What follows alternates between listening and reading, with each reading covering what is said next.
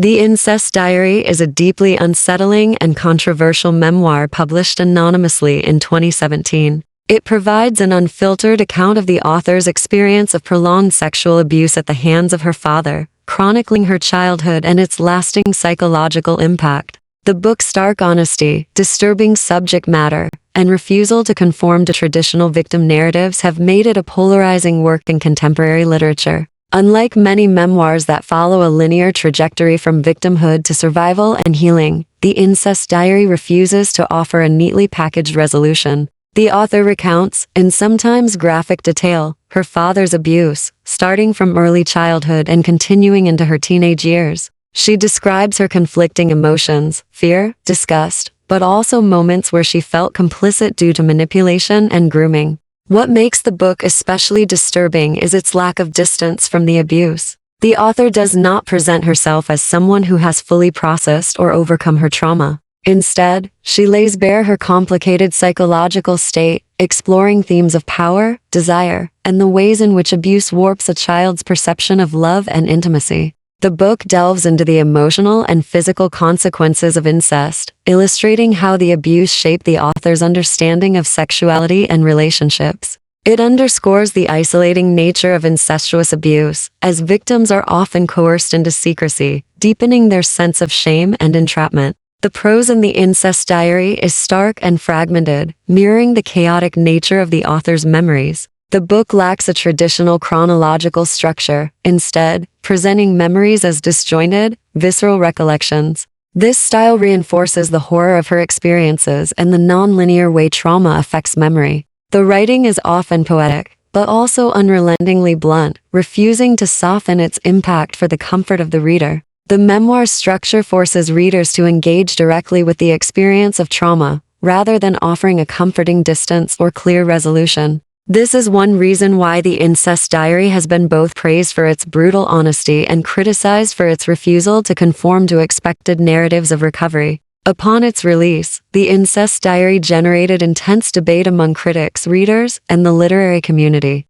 Many reviewers praised the book for its bravery and unfiltered portrayal of abuse, while others found its lack of clear condemnation or resolution disturbing. Critics who lauded the book, such as those in The New Yorker and The New York Times, highlighted its unflinching approach to a taboo subject. They saw it as a necessary work that forces society to confront the realities of child abuse, rather than sanitizing them for the sake of palatability. However, both professional critics and general readers expressed discomfort with how the author describes her experiences, particularly her complex and at times contradictory feelings about the abuse. Some questioned whether the book inadvertently blurred the lines between victimhood and complicity, though many experts in trauma studies argue that this complexity is precisely what makes the book so important. Another layer of controversy stemmed from the author's anonymity. While it is understandable that she would choose to remain unnamed given the nature of her story, some questioned the authenticity of her account, particularly because it could not be independently verified.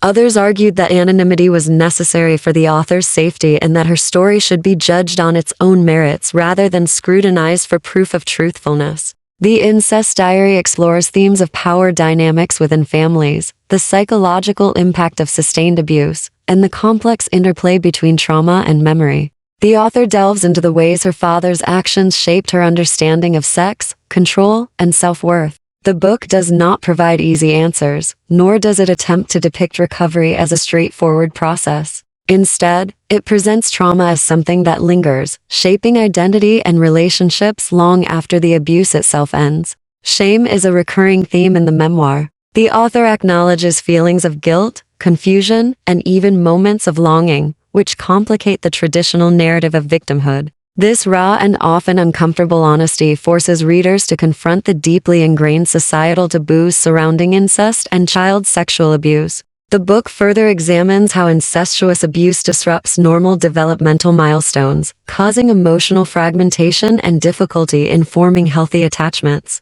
The author's reflections illustrate how incest can lead to cycles of self-destruction, internalized blame, and challenges in navigating intimacy as an adult. While The Incest Diary stands as a singularly raw and disturbing work, it belongs to a broader tradition of trauma memoirs. Books such as Katherine Harrison's The Kiss, which details a consensual incestuous relationship between the author and her father as an adult, and Maya Angelou's I Know Why the Caged Bird Sings, which addresses childhood sexual abuse, share thematic similarities. However, the Incest Diary distinguishes itself through its refusal to offer a redemptive arc or moral closure. The book has also been compared to works by French writer Annie Ernaux, known for her unflinching autobiographical explorations of shame and trauma.